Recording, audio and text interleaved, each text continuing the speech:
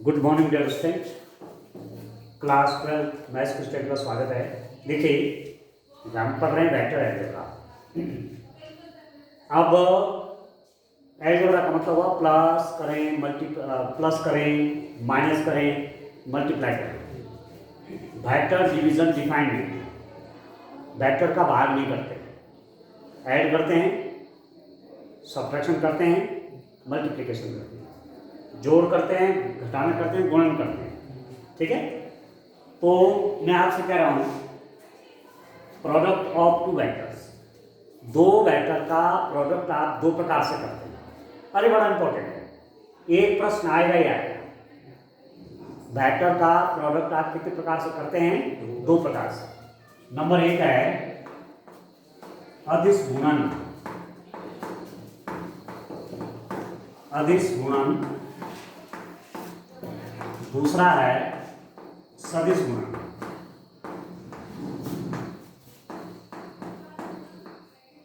अदिश गुणन का मतलब क्या हुआ? Scalar product, scalar product. और सदिश गुणन क्या हुआ? Vector product. आज समझ में आ रहा है? स्केलर प्रोडक्ट, अदिश गुणन, वेक्टर प्रोडक्ट, सदिश गुणन।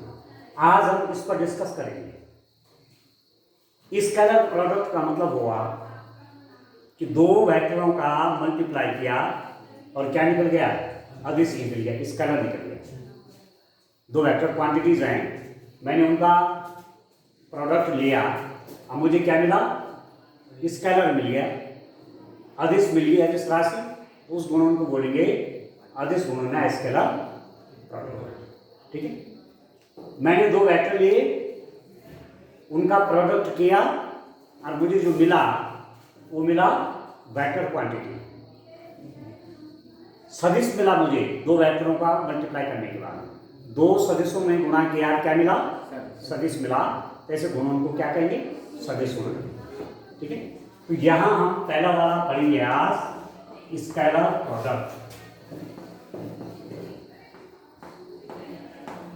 ठीक है बच्चों, या इसको कहते हैं अदिश गुणन।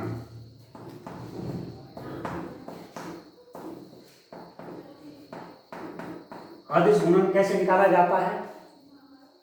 एक वेक्टर ए है, दूसरा वेक्टर कौन सा है? बी। उनका स्केलर प्रोडक्ट या उनका डॉट प्रोडक्ट, इसको डॉट प्रोडक्ट भी कहते हैं। एक नाम और है इसका, इसका नाम और क्या है? डॉट प्रोडक्ट, ये भी याद रखना। और इसका एक नाम है क्रॉस प्रोडक्ट। ठीक है, तो दो वेक्टर का प्रोडक्ट इस रूप में कि ए डॉट बी के रूप में होगा, इसी से आपको पता चल जाएगा। अदिश गुणन स्केलर प्रोडक्ट होगा ए डॉट बी, दो वेक्टर का प्रोडक्ट ए डॉट बी अदिश देगा, स्केलर देगा। और यदि मैं इनका क्रॉस कर दूं, ए क्रॉस बी, एक वेक्टर ए एक वेक्टर बी है, दोनों का क्रॉस ए क्रॉस बी, तो कैसा निकलेगा? वेक्टर प्रोडक्ट या क्रॉस प्रोडक्ट या सदिश गुणन। आया समझ में? ए डॉट बी बराबर mod of B cross of. यदि ए और बी दो वेक्टर हैं,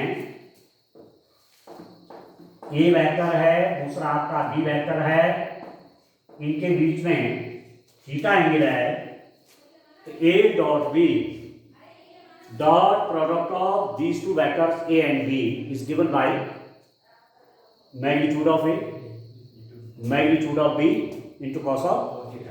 इससे दिया जाता है। सिंपल सा आप क्या करेंगे? ए का मैग्नीट्यूड ले लेंगे, दूसरे का मैग्नीट्यूड ले लेंगे और कॉस थीटा, एंगल भी आपको मालूम होगा उनके बीच का एंगल कितना है। समझ में आ रहा है? तो this implies that cos theta कितना हो जाएगा? Cos theta is given by A dot B divided by mod of A into mod of B. cos theta is given by a dot b divided by mod of a mod of b से। आप समझ में? किसी time पर आपको ये सब दिया रहेगा, a वेक्टर b, ठीक है, और आपको पूछा जाएगा कि इनके बीच का एंगल कितना है, यहाँ से आप एंगल भी निकालें। आगे समझ?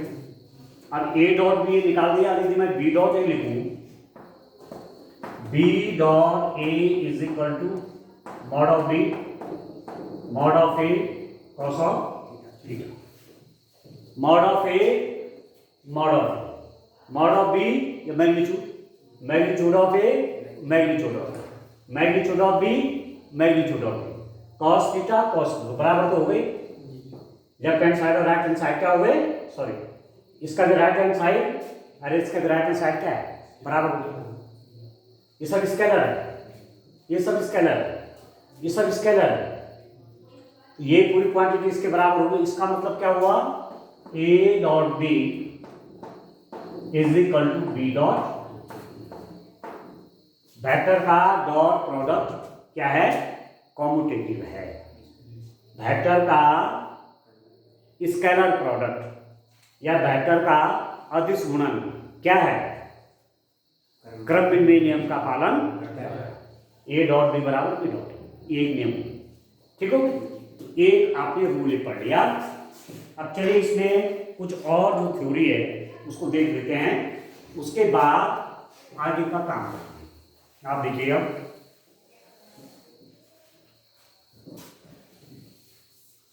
देखिए a डॉट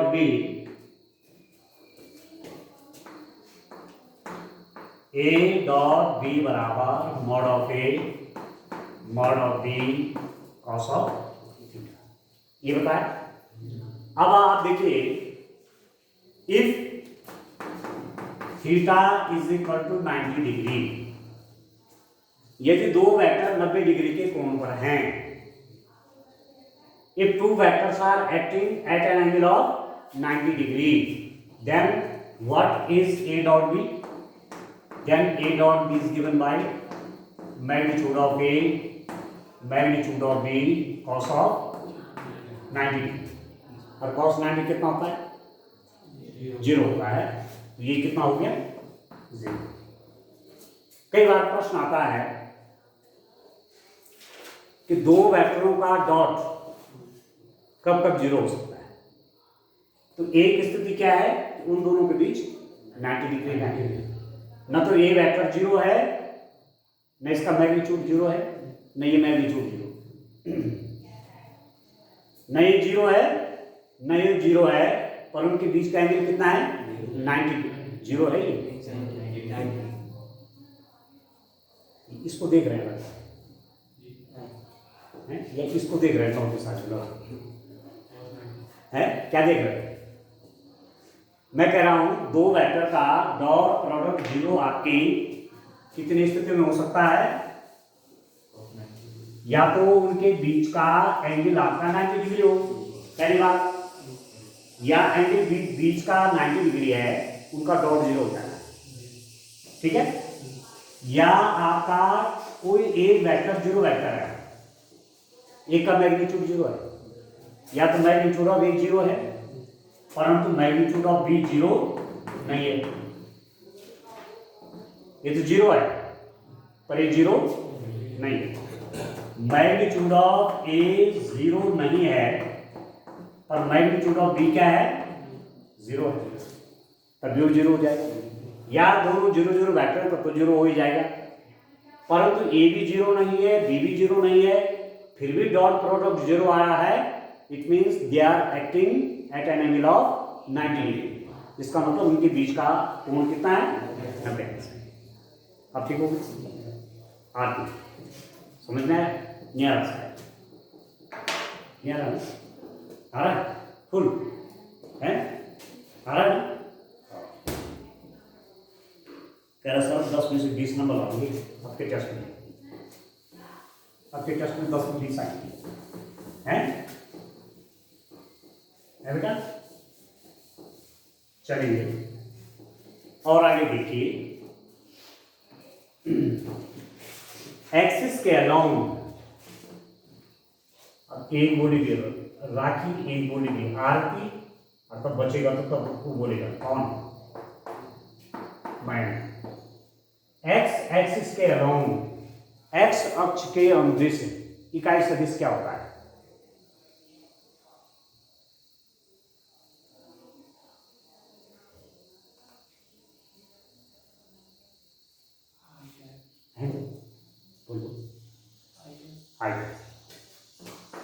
एक्स एक्सिस के अलाउंग यूनिट वेक्टर क्या होता है? एक्स अक्ष के अलाउंग इकाई सदिश कितना होता है? आई कैप होता है। समझ में आ गया? ठीक है। अब आप देखो, एक्स एक्सिस के अलाउंग यूनिट वेक्टर आपका आई, वाई एक्सिस के अलाउंग यूनिट वेक्टर आपका जे कैप है, कैप, और जेड एक्सिस के अलाउंग यूनिट वेक्टर क्या होगा? Z cap. शाबाश। क्या होगा? के कैप होगा, जेड कैप, है ना? अरे क्या नाम इसका? रॉबिन। तो चलिए अब आप देखिए, एक्स एक्सिस के अलाउंग यूनिट वेक्टर आई कैप, वाई एक्सिस के अलाउंग यूनिट वेक्टर जे कैप, जेड एक्सिस के अलाउंग यूनिट वेक्टर के कैप। समझ में आ रहा है? कितना हो गया आप देखो। मैं आपसे क्या कह रहा हूं, एक्स एक्सिस के अलाउंग यूनिट वेक्टर आई कैप, वाई एक्सिस के अलाउंग यूनिट वेक्टर जे कैप, जेड एक्सिस के अलाउंग यूनिट वेक्टर के कैप। ये तो क्लियर है? अब जेड कैप मत बोलना है। और दूसरी बात, आरती कैसे कैसे पता चलेगा कि ये यूनिट वेक्टर है? कैसे पता चलेगा कि यूनिट वेक्टर है? इसका मतलब यूनिट वेक्टर मीन्स राखी। Unit vector means unit vector means unit vector means unit vector means unit vector means हाँ, परिमाण दिशा, परिमाण दिशा मतलब यूनिट वेक्टर का मतलब क्या हुआ? इकाई सदिश मतलब सर किसी और बिंदु के सापेक्ष किसी इसका मान एक होता है। क्या एक होता है? एक क्या होता है? इसका मैग्नीट्यूड होना चाहिए 1, तब जाके यूनिट वेक्टर होगा। इसका मैग्नीट्यूड होना चाहिए 1, तब ये यूनिट वेक्टर है। इसका मैग्नीट्यूड होना चाहिए 1, तब यूनिट वेक्टर है। समझ रहे हैं? आए जे के यूनिट वेक्टर क्यों आए हैं? क्योंकि उनका मैग्नीट्यूड क्या है? यूनिटी है, 1 है। आप समझ में आएगी? अब आप देखिए, मैं आपसे एक बात और कह रहा हूं, आई डॉट आई, आई डॉट क्या नियम बताया था मैंने आपको? A dot B is equal to mod of A mod of B cos of theta, ये बोला था। आई डॉट आई क्या हो जाएगा? Mod of I. बी भी क्या है? Mod of I cos of theta means I का थीटा मीन्स तो सभी जानते हैं। मैं कह रहा था थीटा की वैल्यू कितनी होगी? आई का आई से कितना डिग्री का एंगल है?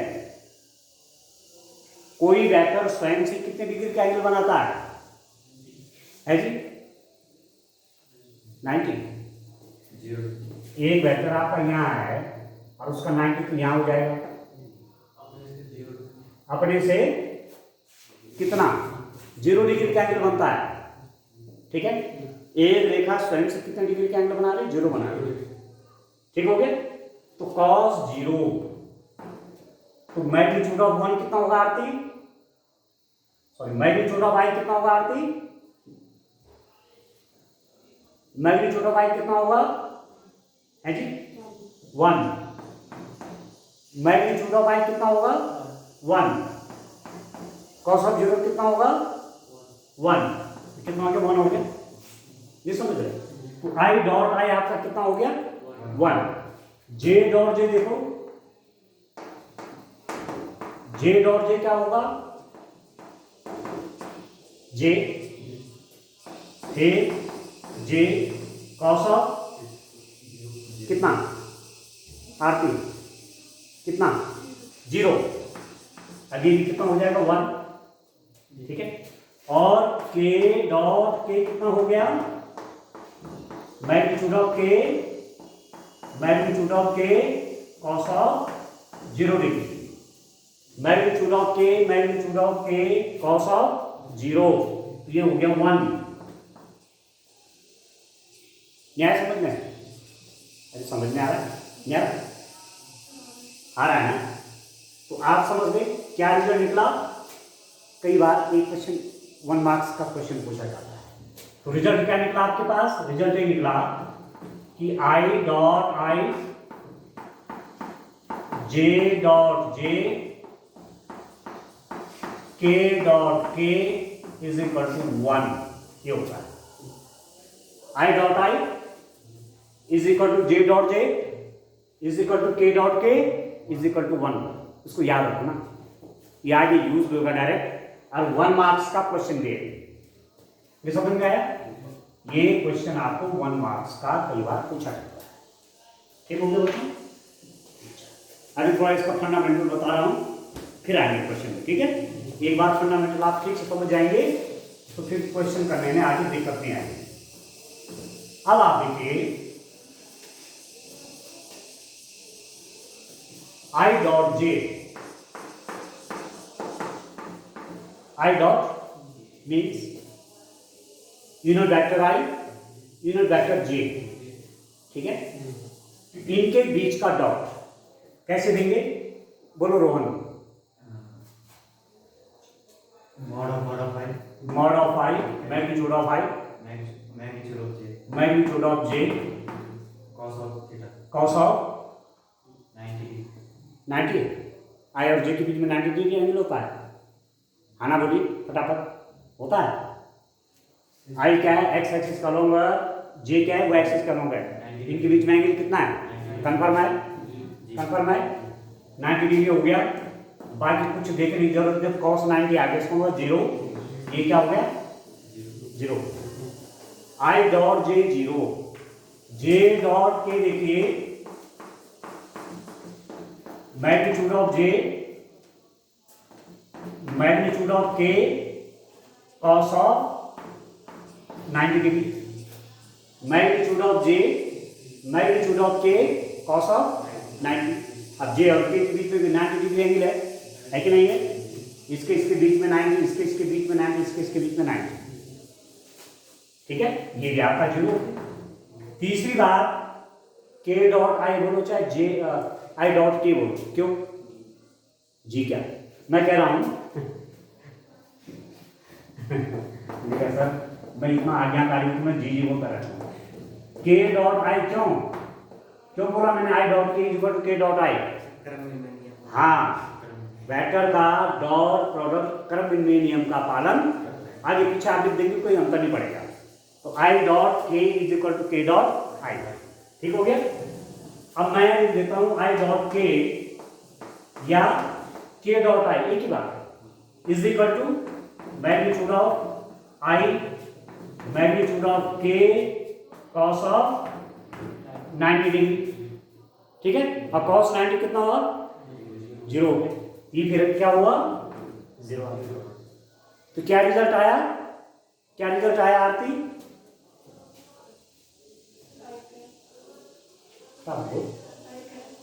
इतने में तो बहुत ट्रेन निकल जाएगी, क्या बोलो।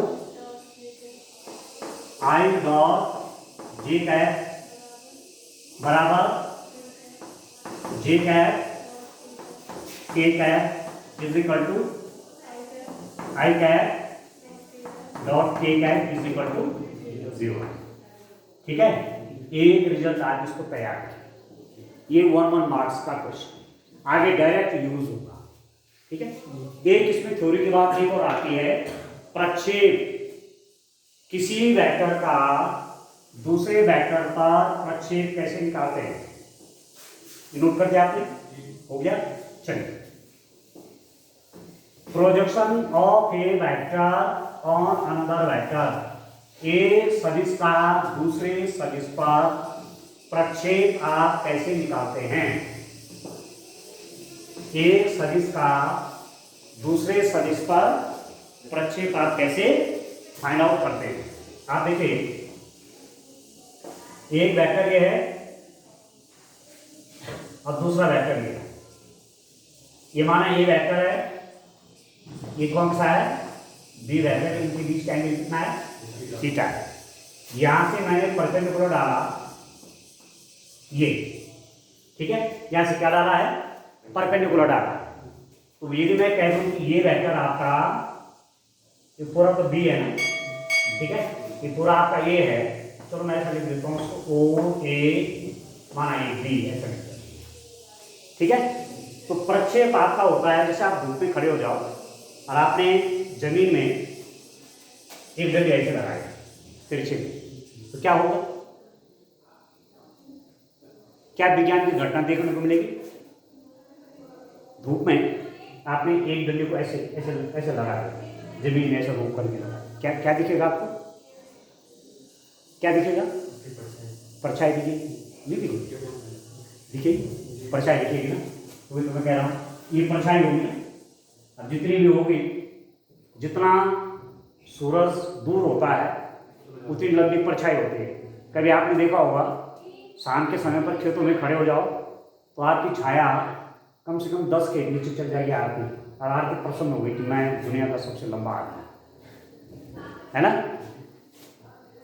तुमने नहीं देखा कभी ऐसा, नहीं देखा ना। हाँ, ये क्या होगा, ये जो छाया है इसी को बोलते हैं प्रक्षेप। छाया को क्या कहते हैं, प्रक्षेप। अब आपने पढ़ा है कॉस थीटा, आपने क्या पढ़ा बच्चों, कॉस थीटा पढ़ा आपने, बेस ओवर हाइपोटेन्यूज। तो बेस आपका ओबी, ठीक है, बेस कितना हो गया, ओबी डिवाइडेड बाई दिस ओ ए। ओ ए का मतलब आप मैग्नीट्यूड ऑफ ए ले सकते हैं। तो ओ बी जो आपका आपके पास आया वो आ गया magnitude of A cos of theta, ठीक है। और magnitude of A cos theta क्या है, यहां से आप magnitude of A cos theta को एक साथ ले लेंगे, तो क्या बचेगा, यहां पर क्या बचेगा, magnitude of A cos of theta बचेगा A dot B divided by mod of B. और magnitude of A cos theta क्या है, ये क्या है, ये प्रक्षेप की लंबाई है, समझ रहे हो।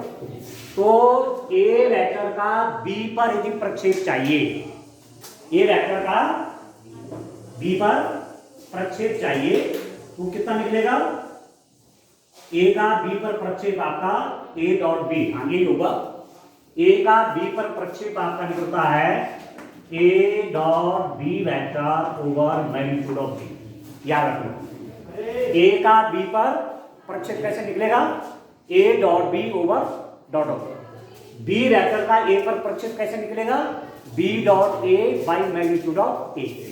जिस पर प्रक्षेप निकालना है डिवाइड उससे होगा, समझ में आए। इसको आगे याद रखेंगे, एक इस चीज को आगे इसी भी क्वेश्चन आता है, ठीक है। आज के लिए इतना काफी है, थैंक यू।